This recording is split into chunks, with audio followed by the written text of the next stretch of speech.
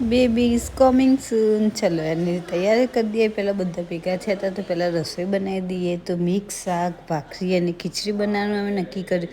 તમે 3 જણા મંડી પડ્યા રસોઈ કરવા તો ફટાફટ બની જાય.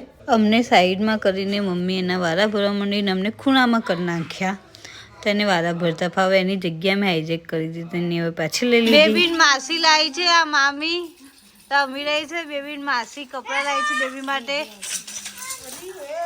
લાવ બતાવ. You can't see me.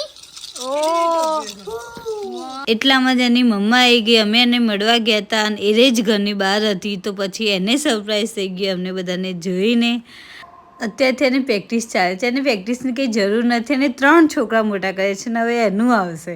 તો ચલો બીજા દિવસ સવારે ચલો હોસ્પિટલ જઈએ. હવે નોર્મલ 2 દિવસ હોસ્પિટલ બતાવવા જવાનું જ હોય છે. તો ચલો આજે હોસ્પિટલ જઈએ અને જઈને એક સાઈડ વરસાદ પડતો જઈને આજ એકદમ હજુ નોર્મલ